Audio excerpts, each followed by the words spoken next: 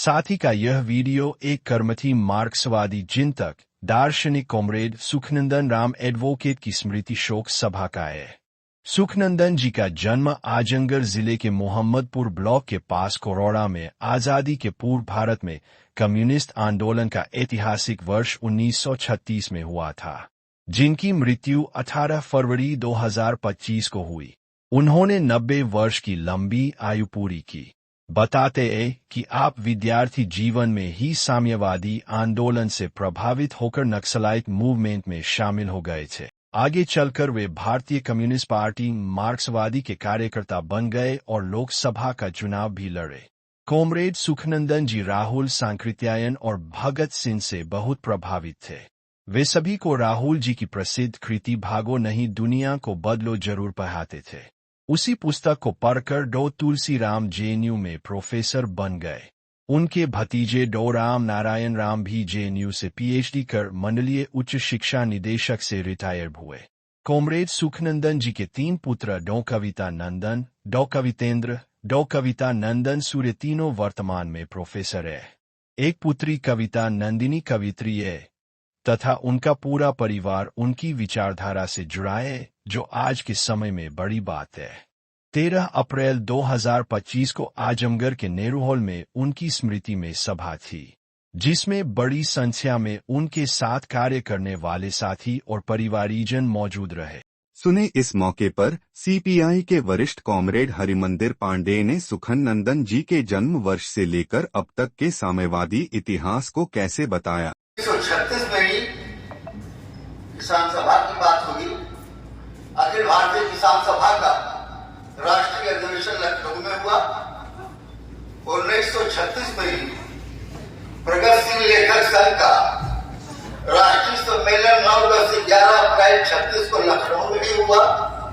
ये 36 की तारीख की स्मृति के लिए ऑल इंडिया स्टूडेंट फेडरेशन की पहली कॉन्फ्रेंस 1936 लखनऊ में हुई, जिसे जवाहरलाल नेहरू ने इनॉग्रेट किया था। मित्रों, 2025 है। अभी ये जो पर्चा बांट रहा है कॉमरेड हरगेन राम, जिनको न मिला उन्हें भी देते हैं। 2025 की तारीख भारत के इतिहास में, मजदूर किसान आंदोलन के इतिहास में अविस्मरणीय तारीख है। भारतीय कम्युनिस्ट पार्टी की बुनियाद 26 दिसंबर 1925 को उत्तर प्रदेश के कानपुर में ही पड़ी थी। कि जितने हम सब वामपंथी यहाँ बैठे हुए हैं, इसी भारतीय कम्युनिस्ट पार्टी, जिसे मदर पार्टी का कहिए, इसी की कोख से, इसी की गोद से मैं भी, ये भी सब के सब सारी संतानें इसी पार्टी से निकली हैं। और गोलबद्ध होने की बात हुई है।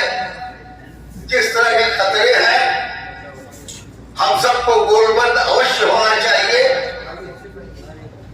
कहीं से हटे हैं तो सब लोग आगे पीछे हो करके गोलबद्ध होइए, मजबूत होइए। कॉमरेड सुखनंदन की मृत्यु की दुखद खबर और उससे डॉक्टर रामनारायण राम ने कॉमरेड हरगेन को दिया। भागे हरगेन राम हमारे दरवाजे आए, कहीं कॉमरेड तो नहीं रहे। सुखनंदन जी महीना में 1 बार 2 बार मैं फोन से उनसे बात करता रहता था। सुखनंदन जी हम लोग के रिश्तेदार भी थे। डॉक्टर रामनारायण की बहन कॉमरेड शिवदास से थी, के साथ शादी थी। शिवदास गोविंद चंद दिनों पहले बड़े हैं।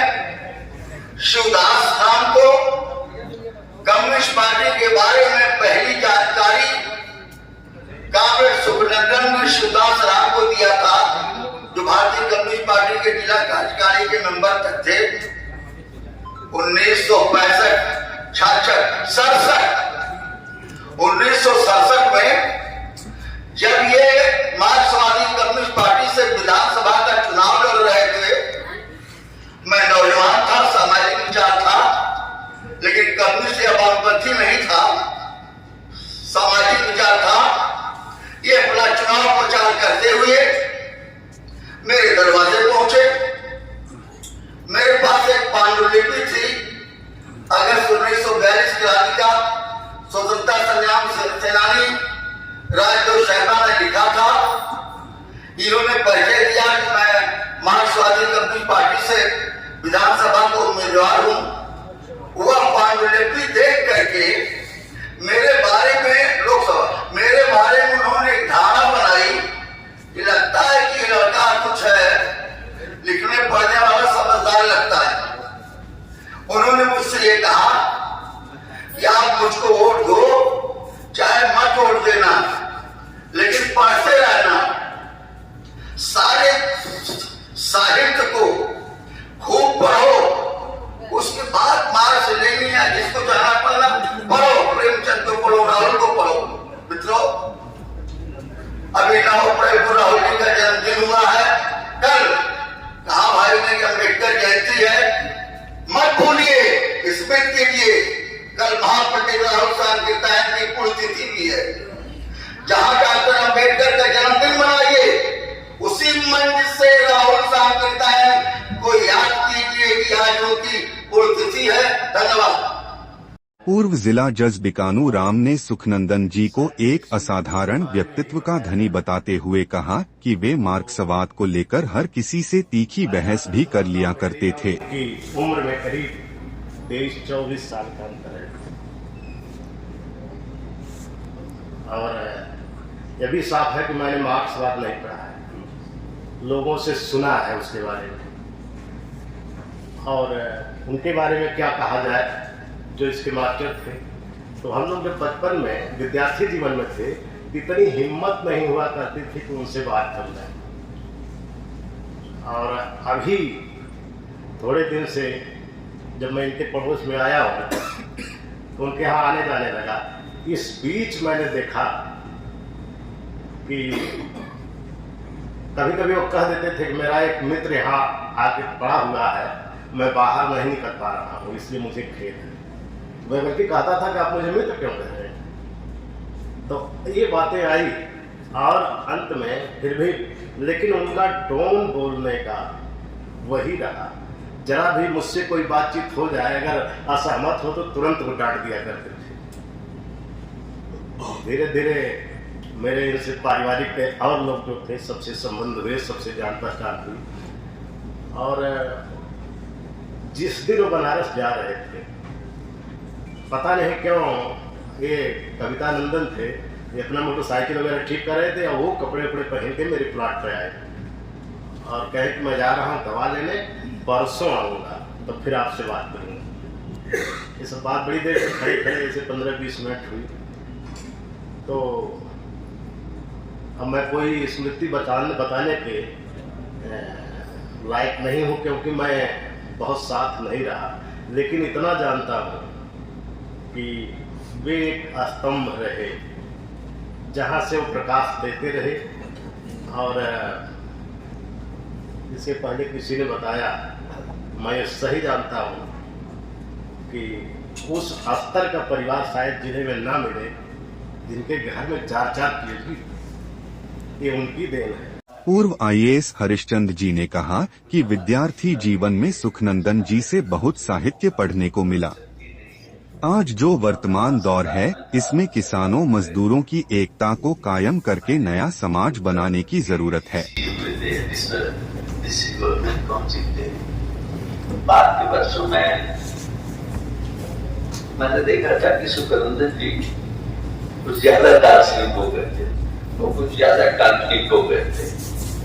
जो तीखापन होना चाहिए कम्युनिस्ट में, कम्युनिस्ट विचारधारा में होना चाहिए, वो पता नहीं कुछ मिस्टीरियल जैसे हो गए। पता नहीं लोग, आप लोग साथ में रहे होंगे, अच्छी तरह से जानते होंगे। तो मैंने जब दीदी देखा, हमारी आखिरी मुलाकात सुखनंदन जी से, वीरेंद्र सिंह थे, हम लोगों ने मऊ में एक संविधान दिवस पर गोष्ठी की थी कि 26 नवंबर को की थी। तो सुखनंदन जी ने अध्यक्षता की थी, मैं उसमें मुख्य अतिथि था। तो अंतिम बार हमारी सुखनंदन जी के बारे में समाचार मिलता था। तो इस तरह से हम लोगों का एक ऐसा, अब पता नहीं उन किताबें दी थी, तो उन किताबों का क्या हुआ, क्या सदुपयोग होगा कि नहीं, इसके बाद न हमारा संपर्क बहुत कमी का जितना पर सुखनंदी को रहा। लेकिन आज इस तरह से समाज में बिखराव हो रहा है, इस तरह से फांसीवाद की ताकत दस्तक दे रही है, मैं समझता हूँ कि ऐसे अवसर पर आज से फिर एक जरूरत है कि किसानों को, मजदूरों को संगठित करने का और एक नए समाजवादी समाज की कल्पना करता कि एक नया समाज बनाया जा सके। मैं समझता हूँ कि सुखनंदन जी की भी ये कल्पना थी, इन शब्दों के साथ मैं अपनी भावभीनी सुखनंदन जी को अर्पित करता हूँ। कार्यक्रम की अध्यक्षता कॉमरेड मंगल सिंह ने और संचालन डॉ कवितेंद्र नंदन ने किया।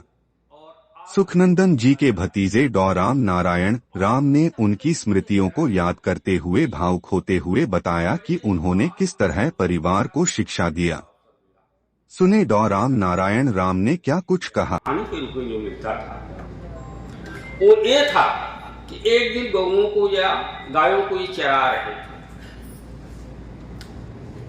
काफी बड़े हो गए थे और किसी खेल में मशगूल थे कि वो पशु किसी जमींदार के खेत में चले गए। हमने वो भी दिन देखा है कि जब जमींदारों द्वारा हमारे पशुओं को हाँ करके मवेशी खाने पहुंचाया गया था। उस वक्त बाबा इतने क्रोधित, दादाजी मेरे इतने क्रोधित हुए थे कि ये गाय नहीं चराएगा, इसको स्कूल में डाल दिया जाए। काफी बड़े होने के बाद लहबरिया के पास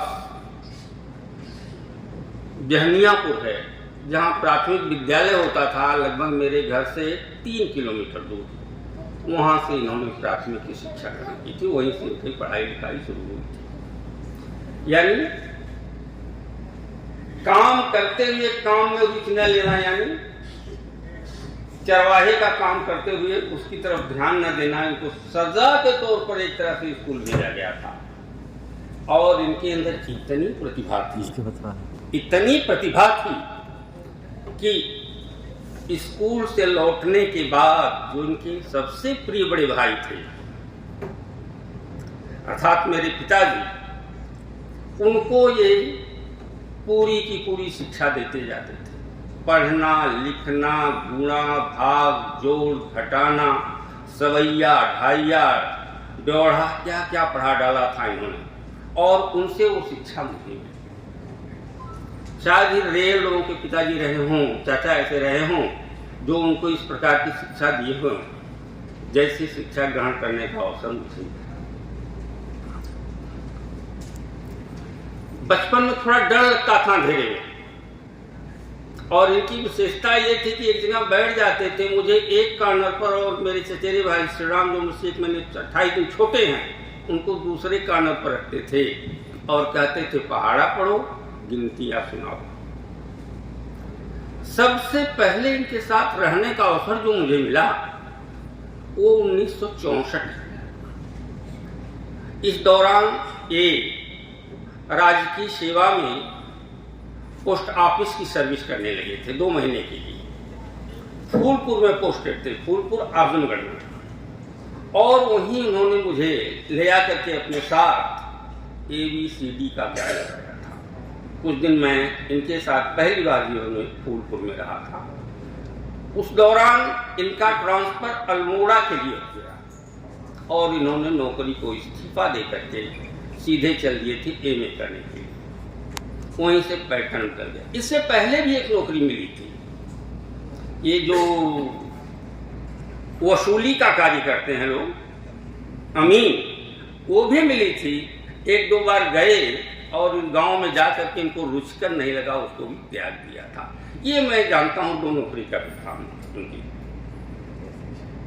जिसको उन्होंने छोड़ दिया था। उसके बाद 67 से लेकर के 70 तक निरंतर रात दिन ये चलते रहते थे मूवमेंट के चक्कर में, नक्सलाइट मूवमेंट के चक्कर में।